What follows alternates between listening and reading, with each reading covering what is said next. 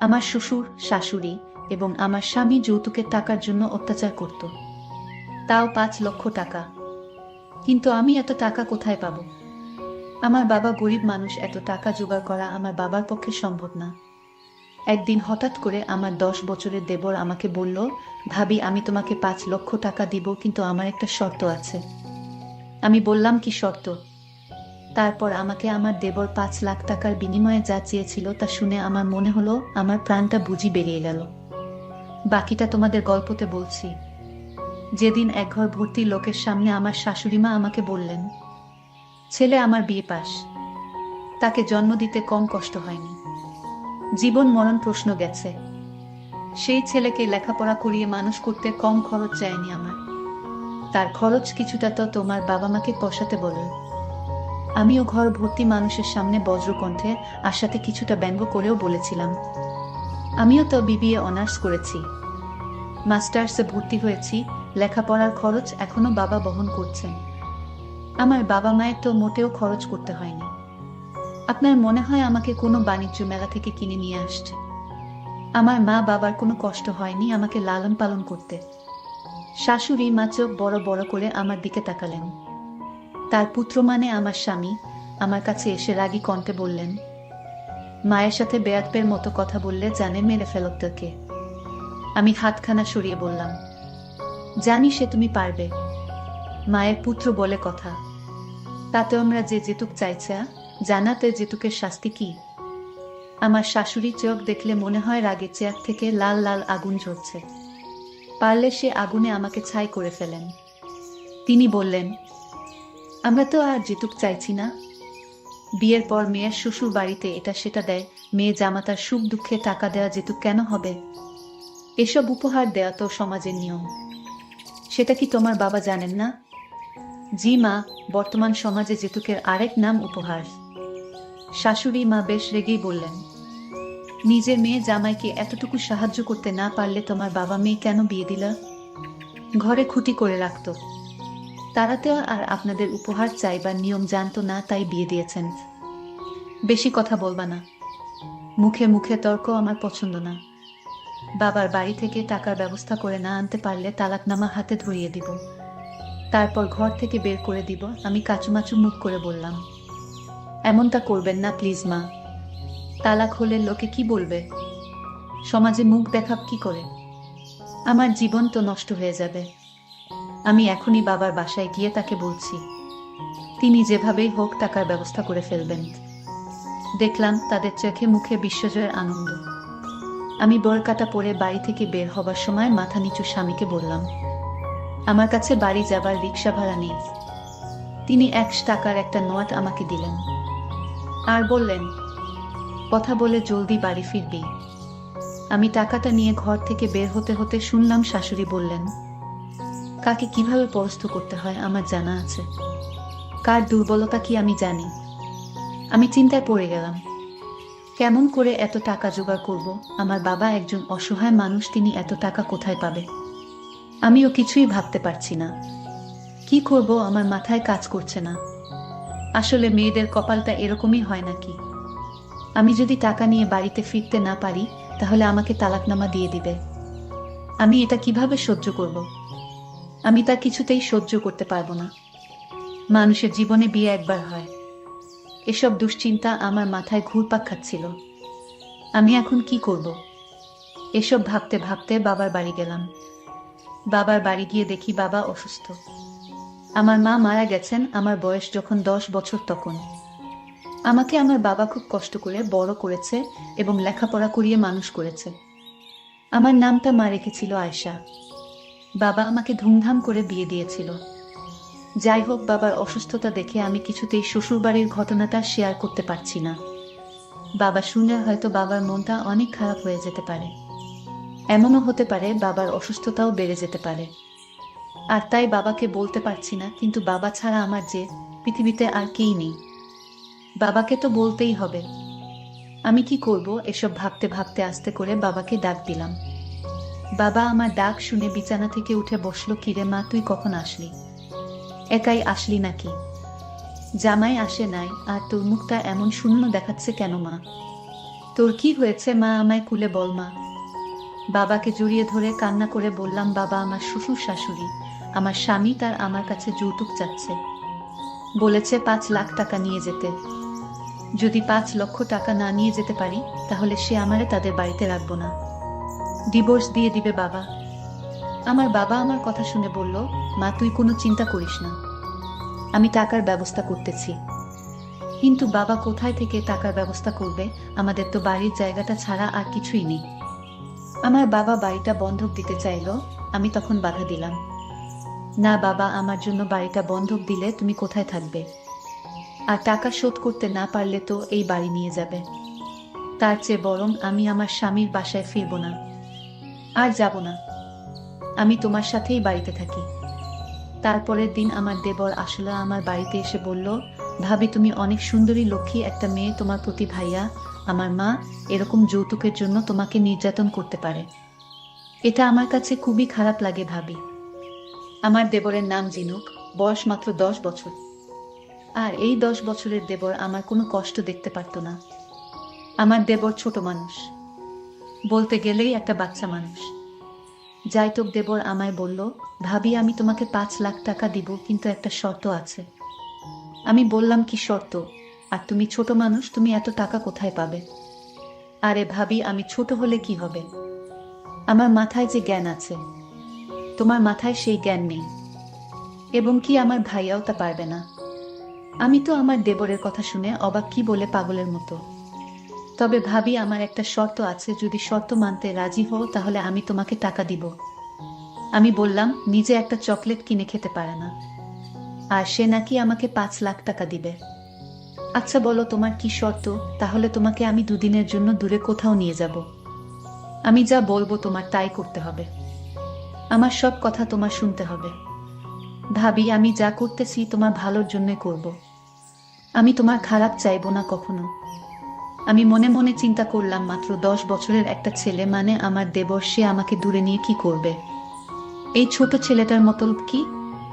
কিন্তু একটা কথা আমার মাথায় আসছে না, যে মাত্র 10 বছরের ছেলে, সে আমার কাছে কি চায়। না, আমি মনে মনে চিন্তা করলাম, আমি তাকে বলবো, আগে টাকাগুলো দেখাও, তারপর তুমি যা বলবে আমি তাই শুনবো, এবং তার মতলবটা আমি বুঝবো আসলে কি চায়। তারপর আমি তাকে ডাক দিলাম, ঝিনুক, তোমার সাথে যাওয়ার আগে তোমার কাছে টাকা আছে কিনা সেটা দেখতে হবে। তুমি দেখাও টাকাগুলো, তারপর আমি তোমার সাথে যাব। তখন সে আমাকে তার ব্যাগ থেকে সবগুলো টাকা আমাকে দেখালো। আমি তা দেখে প্রায় অজ্ঞান হয়ে যাওয়ার মতো অবস্থা। আমি বললাম, এত টাকা তুমি কোথায় পেলে? সে বলল, ভাবি আমি টাকাগুলো আমার বাবার সুইটকেস থেকে চুরি করেছি। আমি বললাম, কেন করলে চুরি? কেন করেছি? আমি তোমাকে তো বললাম তোমাকে দূরে কোথাও নিয়ে যাব, 2 দিনের জন্য, তার বিনিময়ে তোমাকে টাকাগুলো দিয়ে দিব। আমি তাকে প্রশ্ন করলাম, আমাকে দূরে নিয়ে গেলে তোমার লাভ কি? আমার লাভ ক্ষতি সেটা তোমার ভাবতে হবে না ভাবি, তুমি যাবে কি না বলো। আমি বললাম, তোমার সাথে আমি ঘুরতে গেলাম এবং তুমি যা বলবে তা শুনলাম, কিন্তু তোমার বাবা যদি জানতে পারে তুমি টাকা চুরি করেছো তাহলে তো তোমাকে পিটাবে। আমি বললাম, সে চিন্তা তোমার করতে হবে না, বেশি কথা না বলে আমার সাথে চলো। আমি তার মনের উদ্দেশ্যটা জানার জন্য তার সাথে ঘুরতে যেতে রাজি হলাম। তারপর আমাকে নিয়ে সে কক্সবাজার সমুদ্র সৈকতে নিয়ে গেল। তারপর আমরা থাকার জন্য একটা হোটেল ভাড়া করতে গেলাম, কিন্তু হোটেলের মালিক আমাদের রুম দিতে রাজি হচ্ছিল না, কারণ আমার সাথে যে ছিল, মানে আমার দেবর, তার তো বয়স কম। হোটেল মালিক আমাকে প্রশ্ন করলো, তোমাদের সম্পর্ক কি? আমরা সম্পর্ক না জেনে আমরা রুমে থাকতে দেই না, এটা আমাদের নিয়মে নেই। তোমাদের সম্পর্ক কি? ভাবি তখন আমাকে একটু আড়ালে নিয়ে বলল, এখন আমাদের পরিচয় কি দিবে? আমি বললাম, ভাবি তুমি যদি কিছু মনে না করো তাহলে আমরা স্বামী স্ত্রী পরিচয়টা দিয়ে দেয়। এটা তো আমাদের মিথ্যা পরিচয়, 2 দিন সময় আমাদের তো কক্সবাজার থাকতে হবে, আর যদি আমরা রাতে কোথাও আশ্রয় না পাই তাহলে থাকবো কোথায়? তাই 2 দিনের জন্য মিথ্যা পরিচয়টা দিয়ে দেই। আমি তো তার কথা শুনে অবাক হচ্ছি, একটা ছোট ছেলের মাথায় এত বুদ্ধি কোথা থেকে আসলো? আমি দেবরকে বললাম, ঠিক আছে, তোমার যেটা ভালো মনে হয় সেটাই করো, আর আমার তো তোমার সব কথা শুনতে হবে, সেটা তো আগে থেকেই বলা। হোটেল মালিককে বললাম, উনি আমার স্বামী। হোটেল মালিক একটা শুনে অবাক হয়ে গেল। এত ছোট ছেলে আপনার স্বামী হয় কিভাবে? আমি বললাম, হবে না কেন? এখনকার যুগে কি আর বয়স দেখে বিয়ে হয়? যার যারে পছন্দ হয় তাকে বিয়ে করে ফেলে। ভাবি আমার সাথে মিথ্যা বউ সেজে হোটেলে উঠলাম। এছাড়া আমাদের আর কোনো উপায় ছিল না। সারাদিনের ক্লান্ত শরীরে আমার রাতে প্রচুর ঘুম পাচ্ছিল। আমি আমার দেবরকে বললাম, তুমি কোথায় থাকবে, নিচে নাকি কাঠে? আমি বললাম, ভাবি তুমি কি ভুলে গেছো? আমি যা বলি তুমি তাই করবে। তাহলে আজ আমার একটা কথা রাখতে হবে। সেই কথাটা আমি কি করে বলি? আচ্ছা ভাবি, তুমি রাগ করবে না তো? আচ্ছা ভাবি, আমাকে তোমার কেমন লাগে? হঠাৎ এই প্রশ্ন কেন? আরে ভাবি, এমনিতেই জিজ্ঞাস করলাম আর কি। কেন, আমার দেবর তো অনেক সুন্দর, বয়সটা আর কি কম। ভাবি, আমি তোমাকে যে কথাটা বলবো সেই কথা বলার পর তুমি রাগ করবে না তো? ভাবি বলল, ঠিক আছে, আমি রাগ করব না। কি বলতে চাও বলো। আমি বললাম, ভাবি আমি তোমাকে 5 লাখ টাকা দিয়ে কিনতে চাই। মানে? মানে হলো 5 লাখ টাকা দেনমোহর দিয়ে তোমাকে বিয়ে করতে চাই। আমি আমার বাবা মাকে দেখিয়ে দিতে চাই যে এই দুনিয়া এখনো ভালো ছেলে আছে। আরে ভাবি, আমার ভাইয়া তোমাকে যৌতুকের জন্য অত্যাচার করছে, আমি তা কিছুতেই সহ্য করতে পারছি না। আর তাই ভাইয়াকে উচিত শিক্ষা দিতে হবে। আমি তোমাকে 5 লক্ষ টাকার দেনমোহর দিয়ে তোমাকে বিয়ে করে আমি আমার বাবা মাকে দেখিয়ে দিতে চাই যে আপনার ঘরে একটি ভালো সন্তান আছে যে কিনা যৌতুক ছাড়াই বিয়ে করতে চাই। ভাবি বলল, এ হয় না, তুমি বিয়ের কি বুঝবে, তোমার তো বয়স হয়নি। আরে ভাবি, আমাদের গুরুজনরা বলেছে বিয়ের কোনো বয়স নেই, তাদের মনটা ঠিক থাকলেই সবই সম্ভব। বিয়ে হচ্ছে ফরজ, এটা আল্লাহর আদেশ। ভাবি বলল, তাহলে তোমার দুশ্চরিত্র ভাইয়া কিছুতেই তা হতে দিবে না। আরে ভাবি, তুমি কোনো চিন্তা করো না। আমি তোমাকে এখন যে বুদ্ধিটা দিব আর সেই বুদ্ধিটা কাজে লাগাতে পারলেই তুমি সাকসেস, আমি গ্যারান্টি দিলাম। এই বাচ্চা দেবরের মাথায় এত বুদ্ধি কোথায় থেকে এলো, এত দেখছি জ্ঞানের জ্ঞানী। আমি আমার দেবরের কথা মতো আমি আমার শ্বশুর বাড়ি ফিরলাম ঘন্টা 4-5 পর। একা ফিরলাম না, সাথে কজন পুলিশ অফিসারও ছিলেন। এই বুদ্ধিটা দিল দেবর আমাকে। পুলিশ দেখে আমার শ্বশুর বাড়ির সবার মুখগুলো চুপসে গেল। বড় যে পুলিশ অফিসারটি, তিনি ঘরের সবাইকে উদ্দেশ্য করে বললেন, যৌতুকের জন্য ঘরের বউকে অত্যাচার করার জন্য আপনাদের বউ মামলার আবেদন করেছেন। প্রথম পর্যায়ে সবাইকে শুধু সতর্ক করে গেলাম, এরপর যৌতুকের জন্য অত্যাচার করলে গোষ্ঠীশুদ্ধ তুলে নিয়ে যাব। দারোগা বাবু আরো কিছু কথা বলে চলে গেলেন। তিনি চলে যেতেই আমি আমার শাশুড়ির কাছে গিয়ে বললাম, তালাক দিবেন তো দিন, কিন্তু তার আগে কাবিনের 5 লক্ষ টাকা রেডি রাখবেন। মহারানার টাকা আমি মাফ করেই দিয়েছিলাম। আসলে বিয়ের প্রথম রাতে আপনার ছেলে মিষ্টি মিষ্টি কথা বলে তা মাফ করিয়ে নিয়েছিলেন, কিন্তু এখন সেটা আমার চাই। আজকের ঘটনার পর মাফ করার তো প্রশ্নই ওঠে না।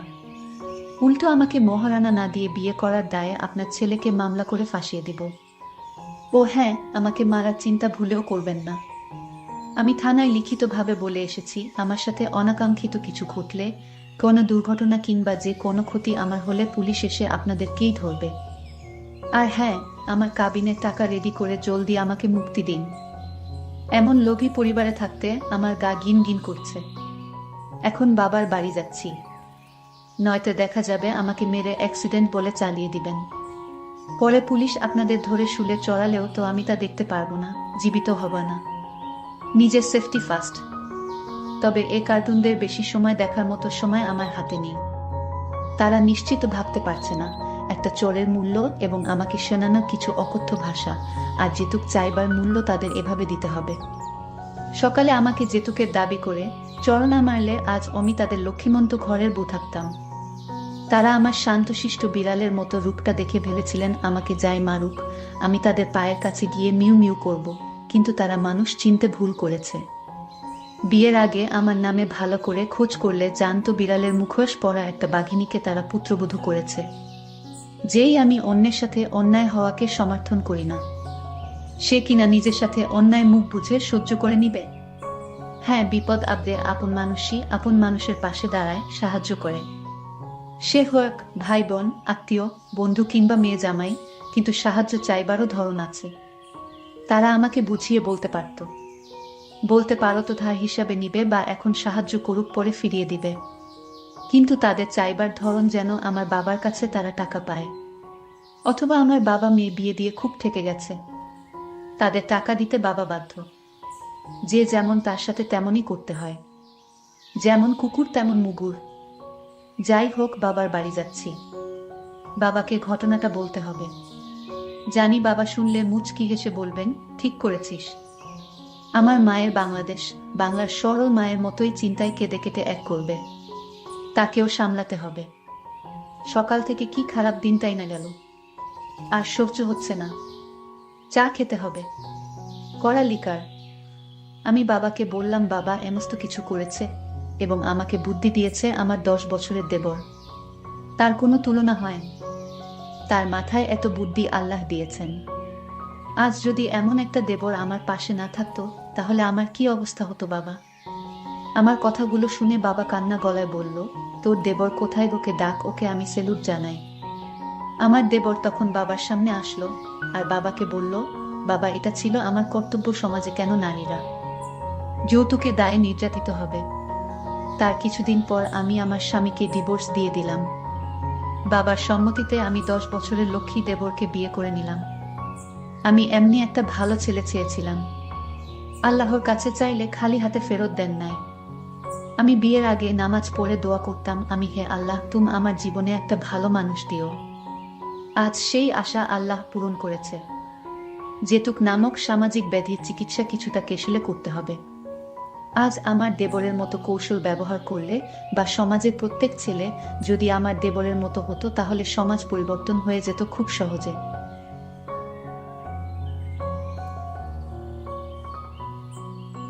আমার মা বাবা মারা যাওয়ার পর আমি আমার মামার বাড়িতে থাকতাম, আর আমার আপন বলতে কেউ ছিল না।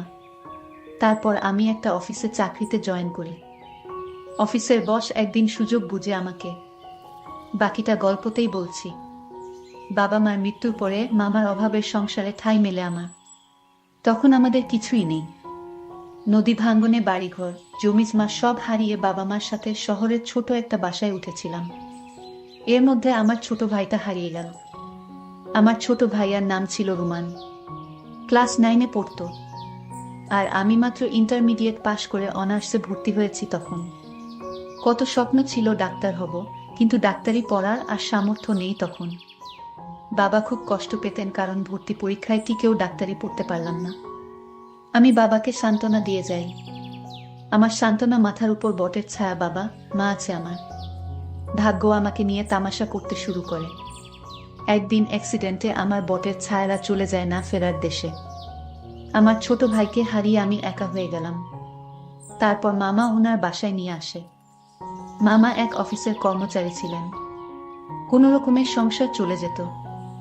2 ছেলে মেয়ের খরচ চালিয়ে আমি তাদের উপর বাড়তি চাপ হয়ে যাই। মামা কখনো কিছু বলতেন না, কিন্তু মামি কেন চুপ করে থাকবেন? ছুটা কাজের মহিলা বিদায় হলো। ঘর ঝাড়ু, কাপড় ধোয়া, রান্না করা, বাজার করা সব এক এক করে আমার উপর পড়ে। তার মধ্যে কয়েকটি টিউশনি জোগাড় করে নিজের পড়ার খরচ জোগাড় করি। ক্লাসে তো যেতেই পারিনি, শুধু পরীক্ষার সময় পরীক্ষা দিয়ে আসি। মামি সেটাতেও আপত্তি। যতটা সম্ভব নিজের খরচ কমিয়ে টিউশনির টাকা কিছু মামির হাতে তুলে দেই। মামা সব বুঝতেন, কিন্তু মামির উপর কথা বলতে পারতেন না। ঝাড়ি খেয়ে মুখ কালো করে বসে থাকতেন। এভাবেই মামির সংসারে গায়ে খেতে পড়াশোনা শেষ করি। মামাতো ভাই বোন হিমেল আর নীলুফা মামিকে লুকিয়ে আমার কাজে অনেক সাহায্য করত, কিন্তু কথায় বলে না, অভাগী যেদিকে চায় সাগর ও শুকিয়ে যায়। আমার বেলায় ও ব্যতিক্রম হয়নি। মামার অফিস থেকে একদিন ফোন আসে, মামা খুব অসুস্থ, হাসপাতালে নেওয়া হয়েছে। মামিকে নিয়ে ছুটে গেলাম। সপ্তাহ খানেক পরে মামা বাসায় ফেরেন ঠিকই, কিন্তু প্যারালাইজ হয়ে গেছে, 2 পা অসাড়। মামার অফিসের কয়েকজন এসেছিলেন দেখতে। মামা অনেক বলে কয়ে মামার কাজটা আমাকে দিতে অনুরোধ করেন। ভাগ্য বুঝি মুখ তুলে চাইল। কি দয়া হলো ওনাদের, আমাকে চাকরিটা দিয়ে দিল। সেই অফিসের বস রাফি। আমি মামার পোস্টেই জয়েন করি। একদিন একটা ফাইল নিয়ে হুট করেই রাফির কেবিনে ঢুকে পড়ি। যা দেখলাম তার জন্য প্রস্তুত ছিলাম না। এই অফিসের একটা মেয়ে রাফির সাথে বসে হাসি হাসি গল্প করছে, মনে হয় যেন তারা দুজন দুজনকে খুব ভালোবাসে। আমি দেখেই মাথা নিচু করে দাঁড়িয়ে আছি। এই মেয়ে, নক না করে আমার কেবিনে ঢোকার সাহস হয় কি করে তোমার? রাগে গড়গড় করতে থাকে Rafi. I am sorry sir, ভুল হয়ে গেছে। আসলেই আমি অন্যমনস্কভাবেই নক করতে ভুলে গেছি। কোথা থেকে এসব জুটেছে কে জানে। এই মেয়ে বাবা মা ভদ্রতা শেখায়নি। নাইমা নামের মেয়েটি এগিয়ে এসে বলল। এই মেয়ের মুখে ভদ্রতার কথা শুনে মেজাজ কারাক করছে আমার। আমার ভুল, আমাকে আরো কিছু বললেও মেনে নিতাম, কিন্তু আমার বাবা মাকে নিয়ে কেউ কিছু বললে আমি সহ্য করতে পারি না। এক্সকিউজ মি ম্যাম, আমার ভুল হয়েছে, আমি স্বীকার করছি, কিন্তু তাই বলে আপনি আমার মা বাবাকে তুলে কথা বলতে পারেন না। আর ভদ্রতা কাকে শেখাতে হবে সেটা তো দেখতেই পাচ্ছি। নিমা আমাকে চড় মারার জন্য হাত তুলতেই ওর হাত ধরে ফেলি। এক ঝাটকায় হাত সরিয়ে দেই।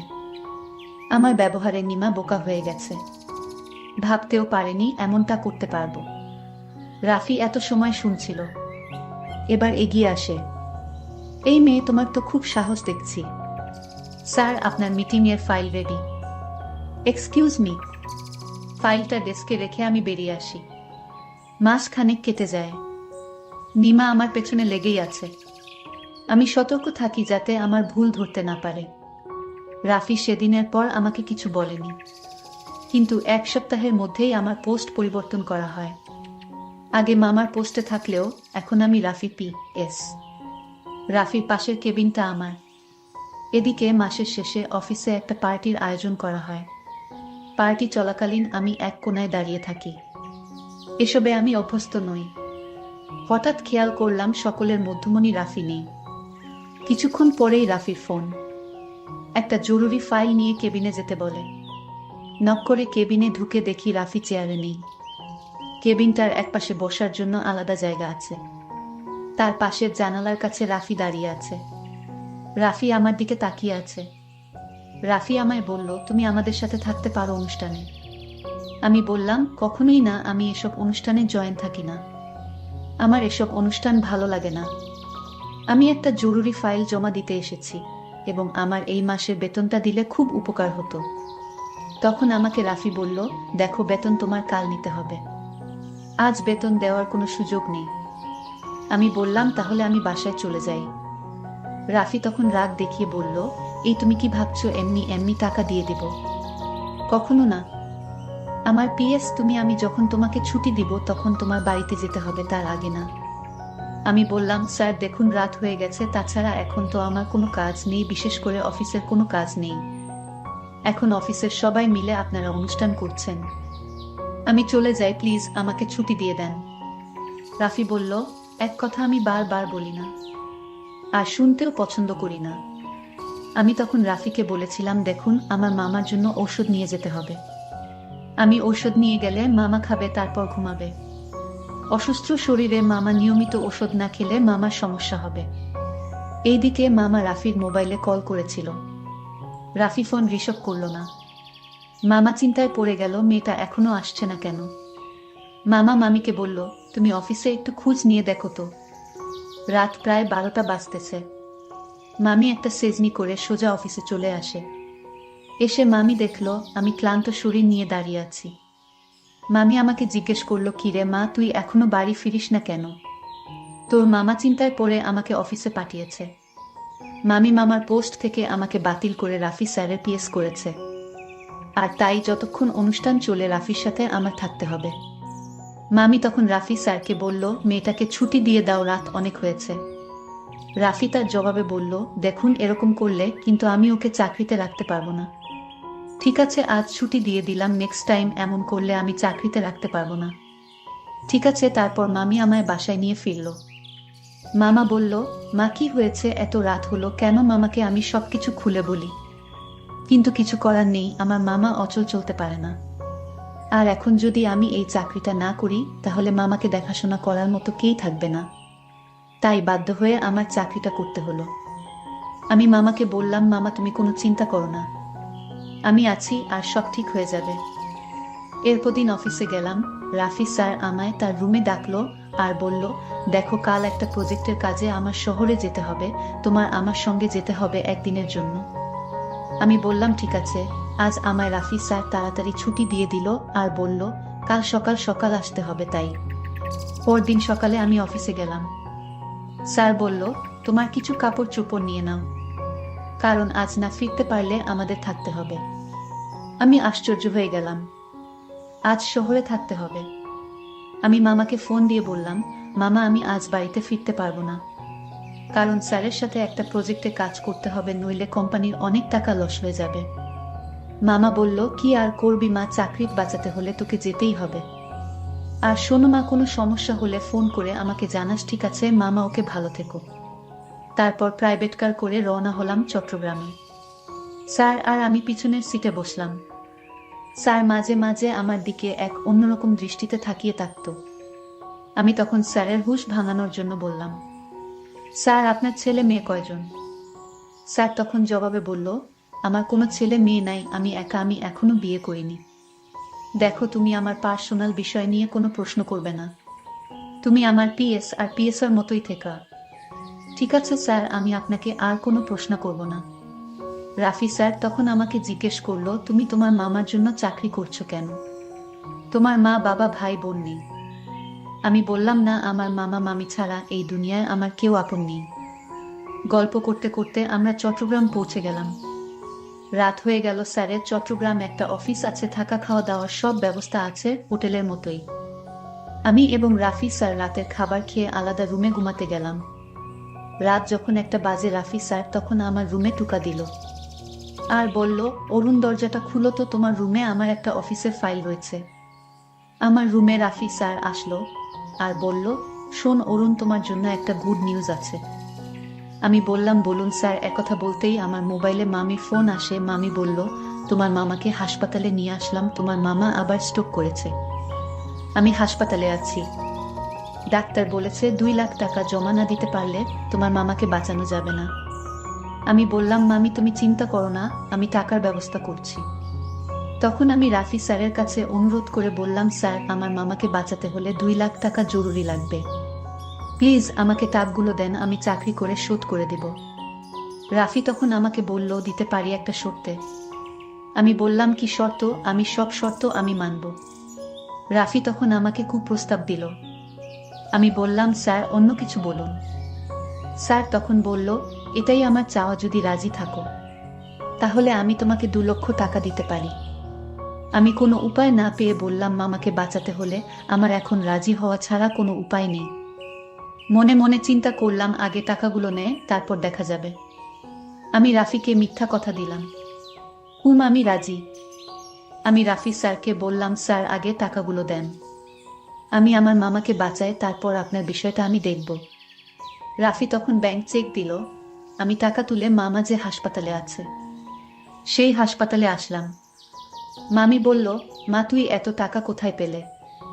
আমি বললাম, আগে মামা সুস্থ হোক তারপর সব বলছি। মামাকে 3 দিন হাসপাতালে থাকতে হলো, তারপর মামাকে সুস্থ করে বাড়িতে নিয়ে আসলাম। পরদিন রাফি আমাকে ফোন করলো আর বলল, কি তোমার মামার অবস্থা কি? আমি বললাম, ভালোই আছে এখন। রাফি তখন বলল, তুমি কাল অফিসে এসো, তুমি কি ভুলে গেছো আমার টাকার কথা? আমি বললাম, না ভুলিনি, আমি কাল আপনার অফিসে আসবো, আপনি কোনো চিন্তা করবেন না। পরদিন আমি অফিসে গেলাম। রাফি স্যার আমাকে তার রুমে ডাকলো আর বলল, আমরা যে প্রজেক্টটা সাইন করেছি সেই প্রজেক্টটা নিয়ে আসো। আমি অফিসে ফাইল নিয়ে যেতেই রাফি স্যার আমাকে বলল, বসো। আমি বসলাম।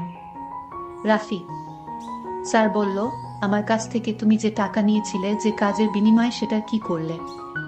রাফি স্যার আমার দিকে তাকিয়ে বলল, কি উত্তর দিচ্ছ না কেন? আমি বললাম, স্যার আপনার টাকা আমার বেতন থেকে কেটে রেখে দিবেন। রাফি স্যার রাগান্বিত হয়ে বলল, এটা তো কথা ছিল না। আমি বললাম, আমি আপনাকে মিথ্যা সান্ত্বনা দিয়ে টাকাগুলো নিয়েছি, আপনি যে প্রস্তাব আমাকে দিয়েছেন সেটা সম্ভব না, আপনার টাকা আমি ফেরত দিয়ে দিব। রাফি স্যার বলল, তাহলে এই মুহূর্তে টাকাগুলো দেন। আমি বললাম, স্যার কেমনে দিব এই মুহূর্তে, আপনার কি মাথা ঠিক আছে? রাফি স্যার আমার কথা সহ্য করতে না পেরে আমাকে চড় মারতে চেয়েছিল, কিন্তু আমি তার হাতটা ধরে উল্টো রাফি স্যারকে একটা থাপ্পড় মেরে দিলাম। রাফি স্যার বলল, কত বড় সাহস তোর, তুই আমার গালে চড় মারলি? এই অফিসের সবাই আমাকে বাঘের মতো ভয় পায়, তোর এত বড় সাহস, আজ থেকে তোকে এই অফিসের চাকরি থেকে বহিষ্কার করলাম। আমি চাই না আপনার অফিসে চাকরি করতে, আমি রিজাইন দিয়ে চলে আসলাম। যখন চলে আসি তখন আমার ছোট একটা মাইনি ব্যাগ ছিল, সেই ব্যাগে আমার আর আমার ছোট ভাইয়ের সাথে অর্থাৎ একসাথে ছবি ছিল। আমি ভুল করে অফিসের সেই ব্যাগটি ফেলে রেখে আসলাম। রাফি স্যার তখন সেই ব্যাগটা হাতে তুলে নিল। তখন ব্যাগটার ভিতরে ছবি দেখে সে চমকে উঠে, এটা তো আমার ছোটবেলার বোনের সাথে তোলা ছবি। আমি হতাশ হয়ে গেলাম। আমি তাড়াতাড়ি মেয়েটির বাসায় গেলাম। বলতে ভুলেই গেছিলাম, আমার বড় বোনের নাম ছিল রিনা। আমি তার বাসায় ঢুকতেই বলল, এই নিন আপনার টাকা, মামার যে জমিটুকু ছিল সেটা বিক্রি করে দিয়েছে। তার মুখে টাকাগুলো ছুঁড়ে ফেলে দিলাম। আপনি টাকাগুলো নিয়ে এক্ষুনি বাসা থেকে চলে যান। আমি বললাম, ঠিক আছে চলে যাব, তার আগে বলুন এই ছবিটা আপনার কাছে কিভাবে এলো? আপনি ভুল করে এই ছবিটা অফিসে ফেলে এসেছেন। সে উত্তর দিল, সেটা আপনার না জানলেও হবে, এটা আমার পরিবারের বিষয়। রাফি তখন বলল, আমি চলে যাব, কোনোদিন আসবো না, শুধু একবার বলুন ছেলেটির সাথে মেয়েটি কে? সে বলল, এটা আমার হারিয়ে যাওয়া ছোট ভাই, আমি ওর বড় বোন। আজ থেকে 20 বছর আগে আমি তাকে হারিয়ে ফেলেছি। রাফি তখন চোখের পানি ছেড়ে বলল, তার পায়ে পড়ে বলল, আমাকে মাফ করে দে আপু, এই ছবিটির ছেলেটি আমি। আমি তোমার ছোট ভাই, নদী ভাঙনে আমি হারিয়ে গিয়েছিলাম। তখন একজন বড় লোকের বাসায় কাজ করতাম। ওনারা তাদের ছেলে হিসেবে আমাকে দেখত, কারণ তাদের ছেলে মেয়ে ছিল না। আর তখন ওনারা আমার নামটা পরিবর্তন করে রাফি দিয়ে দেয়। তাদের ব্যবসার দেখাশোনার দায়িত্ব আমাকে দেন। আমি তোমার ছোট ভাই আপু। আমি তোমার সাথে যে অন্যায় করেছি আপু, সেটা ক্ষমার যোগ্য না। আপু তুমি আমায় ক্ষমা করে দাও। রিনা তখন চোখের পানি ছেড়ে বলল, আমি আমার ভাইকে পেয়েছি, এর চেয়ে আনন্দ আর কি হতে পারে? প্রিয় বন্ধুরা, গল্পটি তোমাদের কাছে কেমন লাগলো তা অবশ্যই কমেন্ট করে জানাইবা। আর এরকম নতুন নতুন গল্প পেতে আমাদের চ্যানেলটিকে সাবস্ক্রাইব করে পাশে থাকবেন। ধন্যবাদ।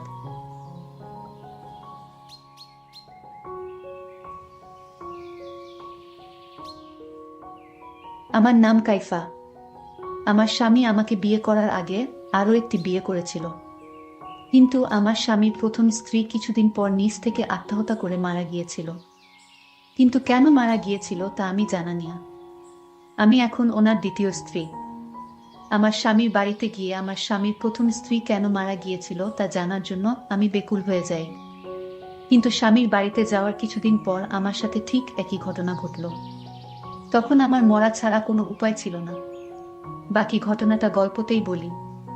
কি প্রকাণ্ড একটা বাড়ি, চারদিকে খুব উঁচু করে প্রাচীর দেয়া, লোহার নিশ্চিদ্র গেট, চারপাশে কোনো আলো নেই, সব মিলিয়ে বন্দিখানা বলা চলে। এই বাড়িটাই জিহাদের। কাইফা ভয়ে ঢোক গিলে। কিভাবে এখানে থাকবে সে, বাবা মা, দাদি, নীলু বাবা আর মোজাম্মেলকে ছেড়ে? বাড়িতে ঢোকার পর একজন বয়স্ক পুরুষ আর একজন কমবয়সী মেয়েকে দেখতে পেল ওরা। দুজনই সবুজ পাড়ের সাদা শাড়ি পরে আছে, হাতে মোমদানি। জিহাদ বলল, ইলেকট্রিসিটি নেই, একটু পর চলে আসবে, তোমরা চিন্তা করো না। বয়স্কা পুরুষটি কাইফাকে দোতলার একটা রুমে নিয়ে গেল। রুমটা সাজানো, চারপাশে মোমবাতি জ্বালিয়ে রাখা আছে। কাইফার সাথে নীলু আর মোজাম্মেলও ছিল। পুরুষটি বলল, আপনারা এখন গেস্ট রুমে যান, স্যার আসবে। নীলু জার্নি করতে পারে না, এতখানি জার্নি করে একদম নেতিয়ে পড়েছে সে। তাই কাইফাকে বিদায় জানিয়ে নীলু আর মোজাম্মেল চলে গেল। কাইফার খুব ভয় ভয় করতে লাগলো। চারপাশটা নীরব হওয়ায় গাছের পাতা নড়ার শব্দ কেমন ভয়ঙ্কর লাগছে। তবে সব ভয় ছাপিয়ে আরো একটা ভয় কাইফার মনে দানা বেঁধেই চলেছে। ওই লোকটা কি করবে না করবে, সে তো মানসিকভাবে একদমই প্রস্তুত নয়। এমন সময় জিহাদ রুমে এসে ঢুকল, দরজার ছিটকিনি লাগালো। কাইফা চমকে উঠল, উঁচু স্বরে বলল, আপনি দরজা আটকাচ্ছেন কেন? পরক্ষণেই ভয় কেটে গেল। এই মানুষটি তার স্বামী। কাইফা নিজেকে সামলে জিহাদের দিকে তাকালো। এই প্রথম। মা ঠিকই বলেছে, এই লোক আসলেই সুদর্শন। কানের কাছে রূপালী চুলগুলো মানিয়ে গেছে তার চেহারার। কাইফা দৃষ্টি নামিয়ে ফেলল। জিহাদ বলল, কাইফা তুমি ঘুমিয়ে পড়ো, সারাদিন জার্নি করেছ। কাইফা অবাক হয়ে তাকিয়ে রইল। জিহাদ আরো কিছু বলতে যাচ্ছিল, হঠাৎ দেয়ালের দিকে তাকিয়ে চুপ করে গেল। কাইফা দেখল পলকেই জিহাদের চেহারা কেমন হিংস্র হয়ে উঠেছে। রাগে কাঁপছে সে। কাইফা ভয়ে ভয়ে জিজ্ঞেস করল, কি হয়েছে আপনার, এমন করছেন কেন? জিহাদ জবাব না দিয়ে চিৎকার করে ডাক দিল, বাবা বাবা। বয়স্ক পুরুষটি ছুটে আসলো। কাইফাকে অবাক করে দিয়ে জিহাদ সেই পুরুষের গালে প্রচণ্ড জোরে একটা চড় বসিয়ে দিল। পুরুষটি ধপ করে ফ্লোরে পড়ে গেল। বহু কষ্টে সে উঠে দাঁড়ানোর পর আবার জিহাদ একই কাজ করল। এবারে চড়টা আরো জোরে ছিল। পুরুষটির ফ্লোরে পড়ে মাথা ফুলে গেল। জিহাদ দাঁতে দাঁত চেপে হিসিয়ে বলল, সোহানার ছবি কই? সোহানার ছবি কই বল। কাইফা ভয়ে থরথর করে কাঁপতে লাগলো। এত বয়স্ক বাবার বয়সী পুরুষের গায়ে কিভাবে হাত তুলতে পারল? কিন্তু পুরুষটির কোনো বিকার নেই, যেন চড়থাপ্পড় খাওয়া একটা স্বাভাবিক বিষয়। সে মাথা নিচু করে বলল, হীরা মামুনি রুমে রেখেছি, ভেবেছি নতুন বউ আসবে, কিছু যদি মনে করে। জিহাদ হাত মুষ্টিবদ্ধ করে বলল, জানিয়ে আয়, 10 সেকেন্ড টাইম। পুরুষটি ছুটে বেরিয়ে গেল। কিছুক্ষণ পরই ফিরে এলো একটা বিশাল বাঁধানো ছবি নিয়ে। ছবিটা নিজের হাতে পেয়ে ইশারায়, তারপর নিজেই সেই ছবিটাকে দেয়ালে টানালো। ছবিতে একটা মেয়ে লাল বেনারসি পরে তাকিয়ে আছে, যেন কাইফার দিকেই। জিহাদ ছবিটায় খানিকক্ষণ হাত বুলিয়ে দিল, তারপর কাইফার দিকে তাকিয়ে বলল, এ আমার প্রথম স্ত্রী সোহানা, আমার প্রথম ভালোবাসা। ওকে না দেখলে আমার অস্থির লাগে, কিন্তু ও তো আর এই দুনিয়ার নেই, তাই ওর ছবিটা আমার শোবার ঘরে থাকে। এতে তোমার আপত্তি আছে? কাইফা ভয়ে ভয়ে বলল, না। বেশ, তাহলে ঘুমিয়ে পড়ো। কাইফা বিছানায় শোয়া মাত্র বুঝল যে সে কতটা ক্লান্ত। মানসিকভাবে সে প্রচণ্ড দুর্বল হয়ে পড়েছে। সকালে ঘুম ভাঙার পর জিহাদকে সে ঘরে দেখতে পেল না। ঘড়িতে দেখল 7টা বাজে। ইস, এত দেরি হয়ে গেছে। খাট থেকে নামার সময় জিহাদ ঘরে ঢুকল। ভ্রু কুঁচকে বলল, তুমি এখনো সাজগোজ করনি কেন? নতুন বউকে এমন বিধবা লাগলে কেমন করে হবে? আলমারি থেকে একটা লাল শাড়ি বের করে পরো, আর টেবিলে দেখো মালা আছে, মালাটা পরে নিও। কথাগুলো আদেশের ভঙ্গিতে বলে জিহাদ চলে গেল। কাইফা চোখের পানি মুছল। জিহাদের কথা মতো সেজে নিচে গিয়ে সে অবাক। মিলু আর মোজাম্মেল খাবার টেবিলে বসে আছে জিহাদের সাথে। কাইফাকে দেখে ওদের হাসি আরো বেড়ে গেল। কাইফা এসে একটা চেয়ারে বসল। জিহাদ উঠে চলে গেল কিচেনে। মোজাম্মেল বলল, জানো দুলাভাই আমাদের জিজ্ঞেস করে জেনেছে তোমার প্রিয় খাবার কি, তারপর নিজেই রান্না করেছে। এখনো করছে। কাইফা কি বলবে বুঝতে পারল না, বলল, কি বলছিস? নীলু বলল, হুমবুড়া ভূতে সেই প্রেম যাচ্ছে কাইফাকে পেয়ে। মালা বানায়া নিজ হাতে আবার কাইফাকে পরিয়ে দিচ্ছে। মোজাম্মেল বলল, উফ আপু, তোমার বেশি মুখ চলে, বুড়ো বুড়ো করো না তো, ছোটাপুর কষ্ট হবে। বলেই ওরা হাসতে লাগলো। বাবা থামিয়ে নীলু বলল, যতটা খারাপ প্রথমে ভেবেছিলাম উনি আসলে ততটা খারাপ না রে। কাইফা শুকনো মুখে তাকিয়ে রইল। লোকটাকে তো কাল রাতে খুব খারাপ মনে হয়েছিল। সে কি আসলে ভালো নাকি কাইফা কিছুই বুঝতে পারল না। কাইফা অনেকবার ভেবেছিল নীলুকে গত রাতের ঘটনা খুলে বলবে, কিন্তু তাকে তো একা পাওয়াই যাচ্ছিল না।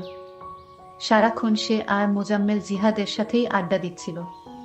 কি বাবা খুশি সবাই, কি দরকার আবার সবার মন নষ্ট করার। কাইফা তাই চুপ করেই রইল। কিছুক্ষণ পর নীলু আর মোজাম্মেল চলে যাবে। নীলু আমার ছোট বোন, আর মোজাম্মেল হলো আমার ছোট ভাই। তারা বলল আজ চলে যাবে। মোজাম্মেলের কলেজ খোলা। কাইফা তবুও বলল, আরেকটা দিন থেকে যেতে। জিহাদ হেসে বলল, যেতে চায় আটকাচ্ছ কেন? যখন মন চাইবে তখনই গাড়ি পাঠিয়ে ওদের নিয়ে আসব। চোখের পানি মুছে কাইফা ওদেরকে বিদায় দিল। জিহাদও অফিসে চলে গেল। একবার কাইফার দিকে তাকালো না। কাইফা একা একা কি করবে ভেবে পেল না। সে বাবা নামের পরিচারিকাটির কাছে গেল। বলল, কাল রাতে উনি যেই কাজটা করেছে সেটার জন্য আমি আপনার কাছে দুঃখিত বাবা। মানে আমার শ্বশুর। বাবা চুপ করে রইল।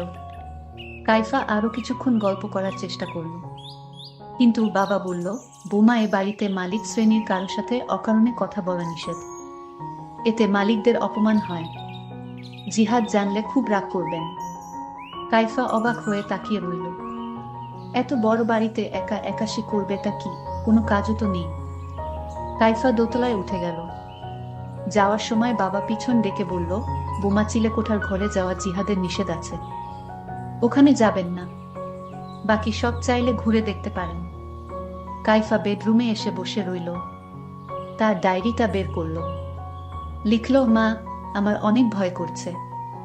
আমি তো এখনো অনেক ছোট, এখনো মানুষের মধ্যে থাকা অন্য রূপ ধরতে শিখিনি। কে খারাপ, কে ভালো বুঝিও না। কেন তুমি আমাকে এত দূরে সরিয়ে দিলে? আমার খুব মন চাইছে এসব কিছু ছেড়ে ছুড়ে তোমার কাছে চলে আসি। কাইফা লেখা বন্ধ করল। দেয়ালে থাকা সোহানার ছবির দিকে তাকিয়ে রইল। ছবিতে সোহানাকে খুব হাসি খুশি দেখাচ্ছে। কাইফার মনে হলো ছবিটির হাসির মধ্যে রয়েছে বিদ্রুপ। সে যেন বলছে, দেখেছিস, আমার স্বামী এখনো আমাকেই ভালোবাসে। কাইফার হঠাৎ মনে পড়ল যে জিহাদ আর সোহানার তো একটা মেয়ে আছে। সে কি এই বাড়িতে থাকে না? মেয়েটার নাম সম্ভবত হীরা। গতরাতে বাবা বলেছিল। কাইফা হীরাকে খুঁজতে লাগল। দোতলার শেষ ঘরটার দরজা খোলা। কাইফা একটু উকি দিয়ে দেখল একটা 10-12 বছর বয়সী মেয়ের হাত পা বাঁধা। কম বয়সী কাজের মেয়েটি তাকে খাইয়ে দেওয়ার চেষ্টা করছে। হঠাৎ কাইফাকে দেখে কাজের মেয়েটি বিস্ফোরিত চোখে তাকালো। বলল, ম্যাডাম, আপনি এখানে এসেছেন কেন? যান তাড়াতাড়ি। কাইফা বলল, তুমি বাচ্চা মেয়েটাকে বেঁধে রেখেছ কেন? বলেই কাইফা হীরার কাছে গেল। হীরা বলল, প্লিজ আপনি আমার বাঁধনগুলো একটু খুলে দিন। কাইফা হীরার দিকে তাকালো। গায়ের রং শ্যামলা, কি টানা টানা চোখ, কি অদ্ভুত মায়া চেহারায়। কিন্তু জিহাদ বা সোহানা কারো সাথেই চেহারার মিল নেই। কাজের মেয়েটি বলল, প্লিজ বাঁধন খুলবেন না। কাইফা কোনো কথা শুনল না। বাঁধন খুলে দেওয়ার সাথে সাথে ঘটালো অদ্ভুত এক ঘটনা। মুহূর্তেই হীরা প্রচণ্ড হিংস্র হয়ে উঠল। চিৎকার করে বলল, শয়তান, লোভী, আমার মায়ের জায়গা কাউকে নিতে দেব না। বলে আচমকা কাইফাকে চড় মেরে বসল। এগিয়ে এসে কাইফাকে ধাক্কা দিয়ে ফেলে দিল। কাজের মেয়েটি কোনো রকমে হীরাকে ধরে রাখল। কাইফা ভয়ে দৌড়ে নিজের রুমে এসে দরজা আটকে দিল। তার সারা শরীর কাঁপতে লাগল। একটু পর দরজার কড়া নাড়ার শব্দ শুনে সে আরো শিউরে উঠল। কিন্তু ওপাশ থেকে আওয়াজ আসলো, ম্যাডাম, আমি কাজের মেয়ে শিখা, দরজা খুলুন। কাইফা দরজা খুলে শিখাকে জড়িয়ে ধরে কেঁদে ফেলল। শিখা বলল, ম্যাডাম, হীরা মামনির মা নেই তো, তাই ও আপনাকে সহ্য করতে পারছে না। এর জন্য ওকে বেঁধে রাখা হয়েছে, নয়তো ও আপনার সাথে বা আপনার আত্মীয়দের সাথে খারাপ ব্যবহার করত। আপনি দয়া করে স্যারকে কিছু বলবেন না। মেয়েটা বড়ই দুঃখী। শিখা নামক কাজের মেয়েটি এই বলে চলে গেল। কাইফা মনে মনে বলল, আমি নিজেও অনেক অনেক দুঃখী। রাতে জিহাদ ফিরার পর কাইফা সবটা বলে দিল। জিহাদ কাইফার মাথায় হাত রাখল। বলল, তুমি আমার স্ত্রী। তোমাকে অনেক পছন্দ করে আমি ঘরে তুলেছি। তোমাকে অপমান করার অধিকার কারণ নেই। এরপর শিখাকে ডাকলো জিহাদ। বলল, যাও হীরাকে নিয়ে এসো। শিখা কেঁপে কেঁপে বলল, স্যার, মাফ করে দেন, বাচ্চা মানুষ। জিহাদ বলল, আরেকটা কথা বললে তোকে। হঠাৎ কাইফাও ভয়ে কাঁপতে লাগলো। বিচার দেয়াটা আসলেই উচিত হয়নি। শিখা হীরাকে নিয়ে রুমের দরজার কাছে দাঁড়ালো। জিহাদ ঝাঁঝালো কণ্ঠে জিজ্ঞেস করল, তুমি তোমার মায়ের গায়ে হাত তুলেছ, তোমাকে আমি ক্ষমা করব না হীরা। হীরা তার চেয়েও বেশি ঝাঁঝালো কণ্ঠে বলল, 2 দিন পর পর আপনি একটা করে রক্ষিতা ধরে নিয়ে এসে বলবেন এটা আমার মা, আর আপনি কি ভেবেছেন আপনাকে আমি ক্ষমা করব? জিহাদ দাঁতে দাঁত চেপে বলল, এই মেয়েকে 6 দিন কিছু খেতে দিবে না। শিখা কেঁদে ফেলল, বলল, স্যার, ও এমনিতেই 2 দিন ধরে কিছু খাচ্ছে না, প্লিজ স্যার। জিহাদ বলল, 6 দিন এর আগে এ বাড়ির কোনো খাবার যদি ওকে দিয়েছিস তাহলে তো জানিস আমার কথা অমান্য করলে কি হয়। শিখা হীরাকে নিয়ে চলে গেল। কাইফা কাঁদতে কাঁদতে বলল, বাচ্চা মেয়েটাকে মাফ করে দিন, আমার দোষ সব।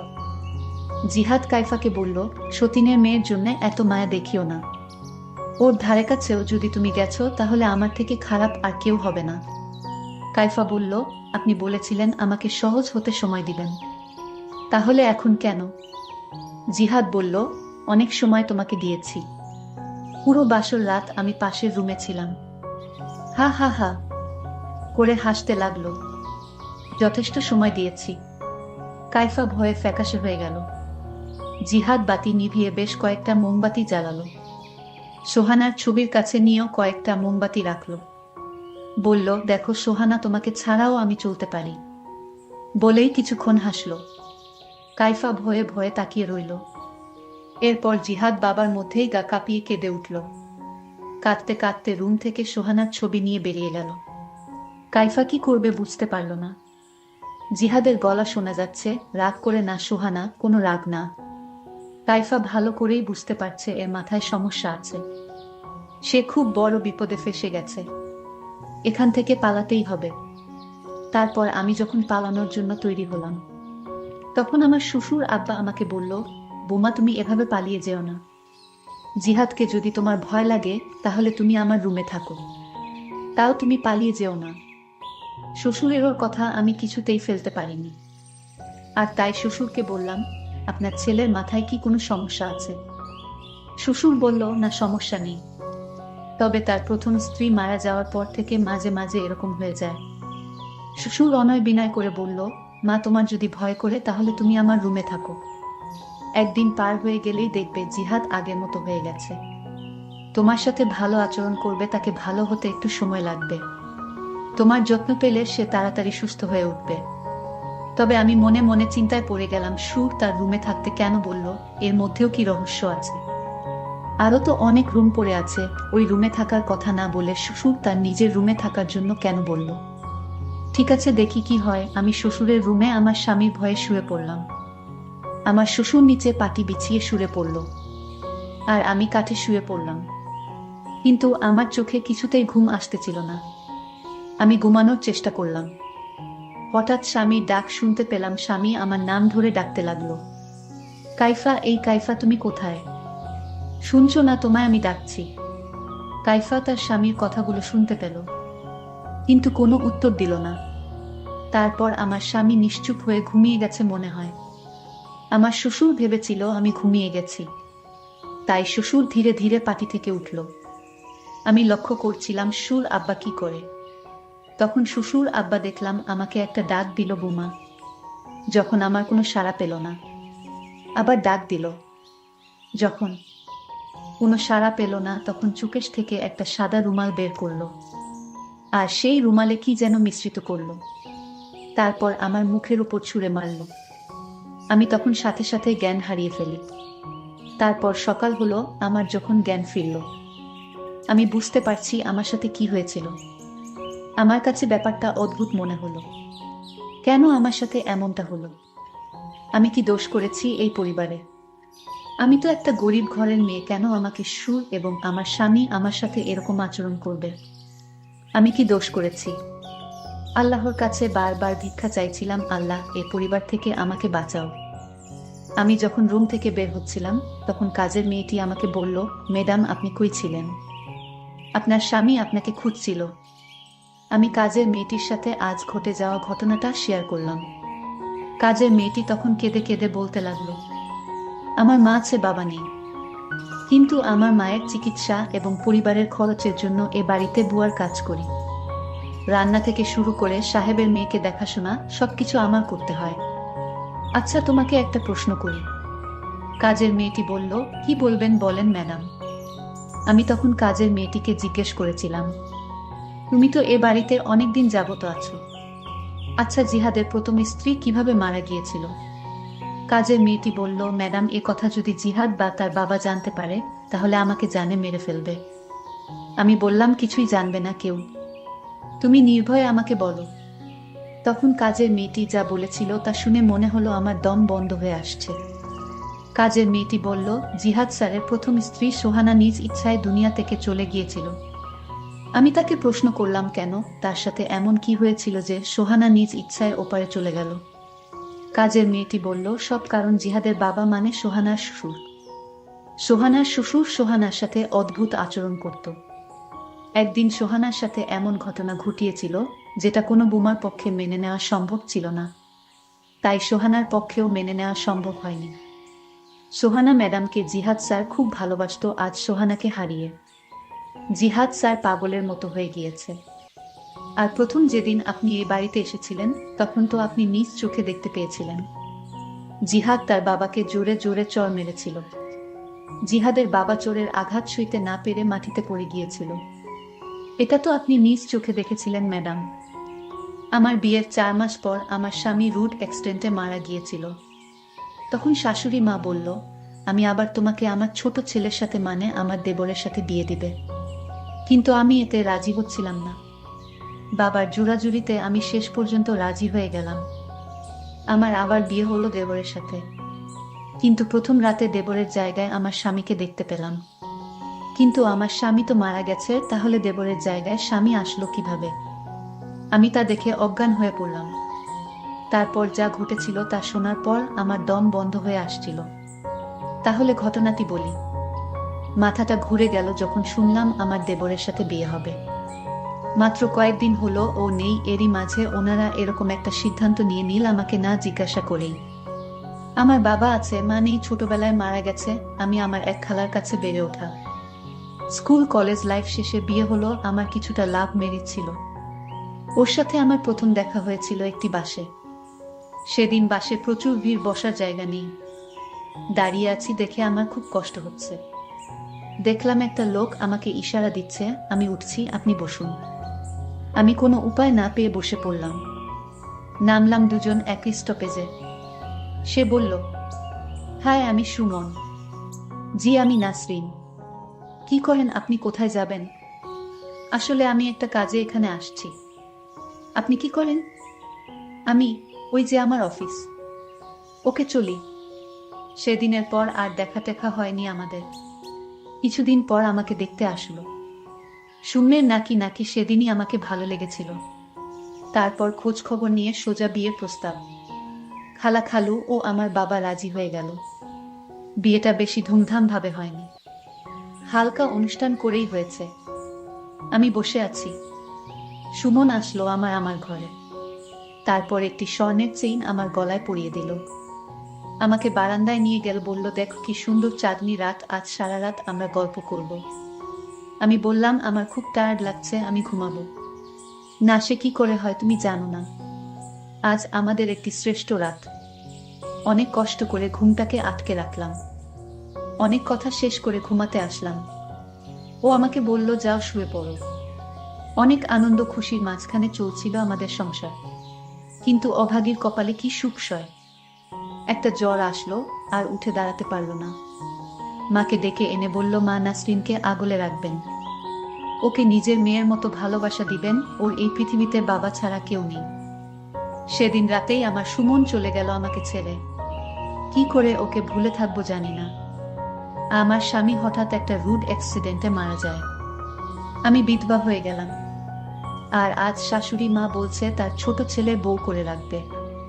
আমি কাউকে বিয়ে করার জন্য প্রস্তুত নই এখন। আরও আমার দেবর ওমর আমাকে দেখিইনি, আর আমিও না, কারণ সে বাহিরে থাকে। ভাইয়ার মৃত্যুর সংবাদ শুনে ছুটি করিয়ে দেশে আসবে শুনলাম। আজ সকাল 10টার ফ্লাইটে ওমর ঢাকা এসে পৌঁছেছে। বাহিরে থাকায় আমার দেবর ওমরকে আমি কোনোদিন দেখিনি। আমি বললাম, শাশুড়ি মা, আমি এ বিয়ে করতে পারবো না। কেননা আমারও একটা লাইফ আছে, সবকিছু তুমি ডিসাইড করতে পারো না। এখন বড় হয়েছি, আমি কিছু বুঝি। এর মধ্যে আমার শরীরটা খুব দুর্বল ভাব লাগছে। আমি বেহুশ হয়ে পড়ে গেলাম। পরে জানতে পারলাম আমি মা হতে যাচ্ছি। খুশি লাগতেছে। এর মধ্যে আমার শরীরটা খুব দুর্বল ভাব লাগছে। আমি বেহুশ হয়ে পড়ে গেলাম। পরে জানতে পারলাম আমি মা হতে যাচ্ছি। খুশি লাগতেছে। সুমন, তোমার স্মৃতি আসছে তোমার বাড়িতে, কিন্তু তোমার মা চাচ্ছেন তোমার ছোট ভাইয়ের সাথে আমার বিয়ে হোক, কারণ তুমি মারা গিয়েছ। আর তাই তোমার বাড়িতে আমাকে চিরদিনের জন্য রেখে দিতে চাই তোমার মা। কিন্তু আমি এ বিয়ে কিছুতেই করতে পারবো না। আমি আমার স্বামীর স্মৃতি ধরে আমি আমার সারাটা জীবন কাটিয়ে দিব। শাশুড়ি মা বলল, বাবাও বলল, এবার রাজি হয়ে যা। না মা, আমি কিছুতেই রাজি হব না। আমি আর অন্য কাউকে আমি চাই না আমার জীবনে। কিন্তু আমার বাবা আমার সাথে খুব জোরাজুরি করছিল। আমায় বলল, সুমনের ছোট ভাই ওমর তো ভালো ছেলে, বিদেশ থেকে এসেছে। তার ভাইয়ের সন্তানের দিকে তাকিয়ে হলেই রাজি হয়ে যা মা। তোর জীবনটা নষ্ট হতে আমি দিব না। আমি আমার বাবার কথা কিছুতেই ফেলতে পারিনি। আমি আবারও বিয়ের পাড়াতে বসলাম। কপাল মন্দ হলে যা হয় আর কি। তো আবারও সেই বাসর, কিন্তু আজ আমার মনে কোনো শান্তি নেই। আমি বাসর ঘরে অপেক্ষা করছি। হঠাৎ ওমর আসলো ঘরে, কিন্তু ওমরকে দেখে আমি অজ্ঞান হয়ে পড়ি। আমি কি দেখছি? এত আমার স্বামী, যে কিছুদিন আগে রোড অ্যাক্সিডেন্টে মারা গিয়েছিল, সে আবার কিভাবে জীবিত হয়ে ঘরে ঢুকলো? আমি তো দেখে অবাক। আমি চিৎকার দিলাম। আমি আবার অজ্ঞান হয়ে গেলাম। আমাকে দ্রুত হাসপাতালে নেওয়া হলো। আমার পাশে ওমর দাঁড়িয়েছিল। 2 দিন পর আমার জ্ঞান ফিরল। আমি আমার বাবার বাড়ি গেলাম কিছুদিনের জন্য। বাবাকে বললাম, বাবা, বাসর রাতে আমার স্বামীকে আমি দেখতে পেলাম আমার দেবরের বদলে। এটা কি করে সম্ভব বাবা? কিছুক্ষণ পর আমাদের বাড়িতে একটা গাড়ি আসলো এবং গাড়ি থেকে ওমর, আমার শ্বশুর শাশুড়ি নামলো। আমি দেখে খুব ভয় পাচ্ছিলাম। আমার শাশুড়ি মা বলল, আরে বৌমা, তুমি এত ভয় পাচ্ছ কেন? আসলে ভুলটা আমারই হয়েছে। আমি যদি আগে বলতাম যে আমার 2টি যমজ সন্তান রয়েছে, আর তোমার স্বামী সুমন দেখতে যেমন ঠিক ওমর মানে তোমার দেবর দেখতে সেই, দুজনকে উদল বদল করলেও ধরতে পারবে না এটা সুমন নাকি ওমর। পরে আমি জানতে পারি তারা যমজ ভাই ছিল। তাই বাসর ঘরে আমি তাকে দেখে ভয় পেয়েছিলাম। আমার কিছুতেই বিশ্বাস হচ্ছে না আমার স্বামী সুমনকে ওমর বলে চালিয়ে দেওয়া যাবে। পরে আমি ওমরের সাথে আবার সুর বাড়ি ফিরলাম। তারপর দিন ওমরকে খুব রাগী রাগী দেখলাম। আমাকে প্রচণ্ড জোরে ধাক্কা মেরে ফেলে দেয় মাটিতে। প্রচণ্ড মাথায় ব্যথা পেলাম। আমাকে অনেকগুলো চড় দিল। আমি বুঝতে পারছি না সে আমাকে এভাবে অত্যাচার করলো কেন। আমি কি দোষ করেছি? আমি কোনো কিছু আন্দাজ করতে পারছিলাম না কেন ও এমন করছে। তাহলে বিয়েটা করলো কেন? আমি কিছুই বুঝলাম না ওমর আমাকে এত আঘাত করছে কেন। অনেক কান্না পেল যে আমার জীবনটাই মনে হয় অভিশপ্ত। কোনো সুখ আমার কপালে নেই। এদিকে মাথা খুব ব্যথা করছে। অনেক সময় পর আমার ঘুম আসল। সকালে ঘুম থেকে উঠে দেখি ওমর আমার পাশেই ঘুমিয়ে আছে। ঘুমন্ত অবস্থায় ওকে নিষ্পাপ মনে হচ্ছে। মনে হচ্ছে যেন এই আমার শেষ সুমন। এক চেহারা, একরকম সবকিছু, কিন্তু মনটা বোধহয় এক না। আর হবেই বা কেন? একটা বিবাহিত মেয়েকে কি একটা অবিবাহিত ছেলে বিয়ে করতে চায়? ওর উপরে আমাকে চাপিয়ে দেওয়া হয়েছে। ও হয়তো আমাকে পছন্দই করে না। সকালে নাস্তার টেবিলে খুব ভালো ব্যবহার করলো, হয়তো মা আছে তাই। আমিও মাকে কষ্ট দিতে চাই না, কারণ সে কয়েকদিন আগে তার এক ছেলেকে হারিয়েছে। মা বলল, ওমর বাবা নাসরিনকে নিয়ে ঘুরে আয়। আজ নয় মা, কাল নিয়ে যাব। আমি রুমে আসলাম। কিছুক্ষণ পর ওমর আসল আমাকে বলল, এই মাকে কিছু বলেছিস? না, আমি কিছুই বলি নাই। হ্যাঁ, কিছুই বলবি না? আজ একটা কাজে যাচ্ছি, কাল তোকে ঘুরতে নিয়ে যাব। সেদিন রাতে ওকে দেখে আমার খুব ভয় ভয় করছিল, কিন্তু বাঁচা গেল, কিছুই বলল না। আমি ঘুমিয়ে পড়লাম। আজ সারাদিন ওমর খুব ভালো ব্যবহার করলো আমার সাথে। কোনো রাগারাগি করলো না। বিকেল বেলা একটা শাড়ি এনে বলল, নাসরিন ওঠো, এই শাড়িতে তোমাকে খুব মানাবে। আমি কোনো কথা না বলে আমি নিজেই শাড়িটা পরে নিলাম। কিন্তু মনে মনে ভাবলাম, ওমরের হঠাৎ এই পরিবর্তন কেন? এই তো গত রাতে আমাকে খুব মেরেছিল, আজ যেন ওমর ভালো হয়ে গেছে। এর পিছনে কি কোনো কারণ আছে কিনা? আমি কিছুটা তাকে সন্দেহ করছিলাম। ওমরকে জিজ্ঞেস করলাম, ওমর, আজ তোমার মনটা অনেক ভালো হয়ে গেল কিভাবে? ওমর বলল, আরে মানুষের মন কি সবসময় একরকম থাকে? আজ আমার মনটা খুবই শান্ত। আমি আর কিছু বললাম না। ঘুরতে চলে গেলাম একটা সাগর পাড়ে। সাগর পাড়ের ঠান্ডা হাওয়া আমাকে মুগ্ধ করে দিচ্ছে, মনে করিয়ে দিচ্ছে আমার স্বামী সুমনের কথা। ও আমাকে নিয়ে মাঝে মাঝে এখানে আসতো। এর মধ্যে ওমর ফুচকা নিয়ে আসলো। অনেক পছন্দ ফুচকা আমার, খেলাম ও অনেক। এরপর সন্ধ্যায় আমরা বাড়ি ফিরে আসলাম। রাতে ঘুমের মধ্যে শুরু হলো পেট ব্যথা। আমি মনে করলাম অনেক ফুচকা খেয়েছি, তাই এরকম হচ্ছে। ওয়াশরুমে গিয়ে দেখলাম আমার অবস্থা খারাপ। কোনো মতে বাহিরে আসলাম। ঘরে এসে শুনতে পেলাম ওমর ফোনে বলছে, মনে হয় কাজ হয়ে গেছে। দেখলাম পেস রুমে গেল। আপনার কথা মতো আমি ফুচকার সাথে মিশিয়ে দিচ্ছি। আমি কথাগুলো শুনে ওর কাছে গেলাম, ফোনটা কেড়ে নিয়ে শুনলাম, ওষুধ যখন কাজ করেছে তাহলে আমার টাকাগুলো দিয়ে যেও। আমার সাথে ষড়যন্ত্র করেছে। আমি ফোনটা ফেলে দিয়ে ওর কলার ধরে বললাম, কেন এমন করলি তুই? আমাকে পছন্দ না হলে বলে দিতি, আমি চলে যেতাম, তোর সামনে আসতাম না। তুই আমার স্বামীর শেষ স্মৃতি মানে তার সন্তানকে মারার জন্য আমাকে ফুচকার সাথে কি খাওয়ালি? তোর ভাইয়ের শেষ সম্বলটা শেষ করে দিলি। তুই কি মানুষ? এটা তোর ভাইয়ের শেষ স্মৃতি ছিল, আর ওকে তুই মেরে ফেললি। ও আমাকে বলল, ভাই, ওকে আমি ভাই না শত্রু মনে করতাম। ছোটবেলা থেকে সুমন পড়াশোনায় ভালো, শূন্যের নাকি জ্ঞান বুদ্ধি বেশি ওমরের চেয়ে। প্রশংসা শুনতে শুনতে আমি কাহিল হয়ে পড়েছিলাম। ও এই দেশেই বাবা মার কাছে রইল, আর আমাকে বিদেশে পাঠিয়ে দিল কষ্ট করে টাকা উপার্জন করার জন্য। যাও, ওর মৃত্যুর সংবাদ পেয়ে খুশি হয়ে ছুটে আসলাম। তার বউকে আমার বিয়ে করতে হবে, তাও আবার তারই সন্তানকে লালন পালন করতে হবে। আমি তার বউকে মেনে নিতে পারি, কিন্তু তার সন্তানকে নয়। আর তাই আমি ভাইয়ের সন্তানকে মেরে ফেলেছি, বুঝলে? আমি ওর কথা শুনে ধীরে ধীরে মাথা ঘুরে পড়ে যেতে লাগলাম। আমি বেহুশ হয়ে পড়ে রইলাম। শাশুড়ি আম্মা দৌড়ে এসে আমাকে হাসপাতাল নিয়ে গেল।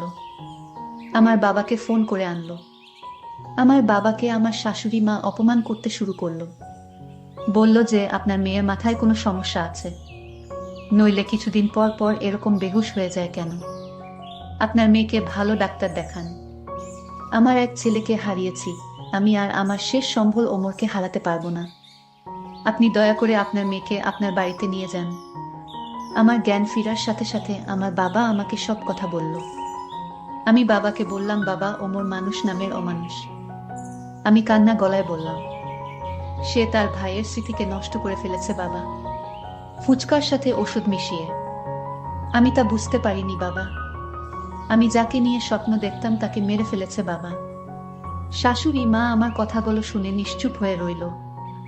আমার শাশুড়ি মায়ের মুখ দিয়ে কোনো কথাই বের হচ্ছে না।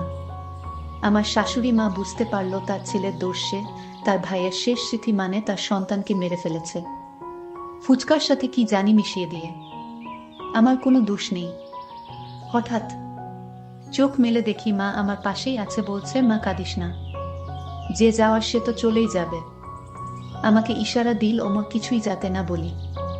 কিছুদিন পর আমি সুস্থ হলাম, মাকে বলতে যাব। তখনই ওমর এসে বলল, এই তুমি এখানে কেন? পুরোপুরি সুস্থ হওয়ার আগেই বিছানা ছেড়ে উঠতে গেলে কেন? ও আমাকে রুমে নিয়ে বলল, মাকে কিছুতেই এ কথা বলো না। আমি মাকে আর কি বলবো? মা যা জানার জেনে গেছে, কারণ আমি বলতে বাধ্য হয়েছি। তোমার মা আমার বাবাকে দোষ দিচ্ছিল, বলছিল আমার নাকি মাথায় সমস্যা, আর তাই আমি সব সত্য কথা বলে দেই। এই কথা বলতেই ওমর আমার সাথে অদ্ভুত আচরণ করতে লাগলো, কারণ আমি চাই ওকে শিক্ষা দিতে। প্রায় 6 মাস পর ওমর ঘুম থেকে উঠে নাসরিন নাসরিন করছে। সারা বাড়িতে নাসরিন নেই। টেবিলের উপর একটা চিঠি ওমর পড়তে লাগল। প্রিয় ওমর, আশা করি আমাকে আর খোঁজাখুঁজি করবে না। আমি এই দিনটার আশায় ছিলাম, আর আজকের আশায় আমি তোমার শত অত্যাচার সহ্য করেছি।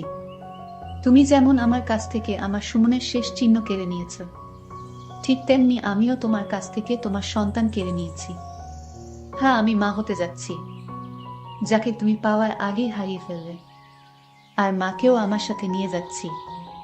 তুমি থাকো তোমার রাজ্যে, আমি আমার সন্তানের খুনির সাথে এক ছাদের নিচে থাকতে পারবো না, কারণ আমি তোমাকে অনেক ঘৃণা করি, অনেক।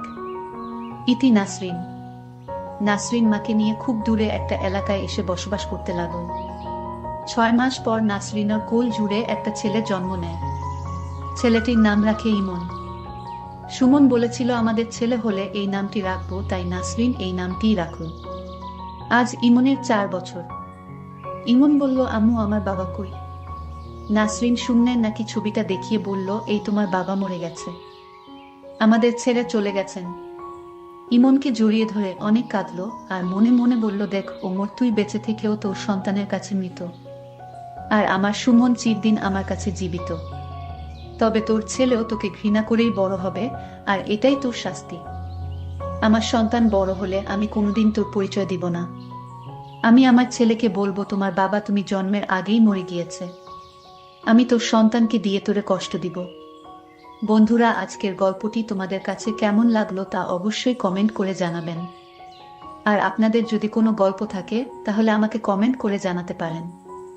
আপনার গল্প আমি শেয়ার করার চেষ্টা করব। আজ এই পর্যন্তই, সবাই ভালো থাকবেন, ধন্যবাদ।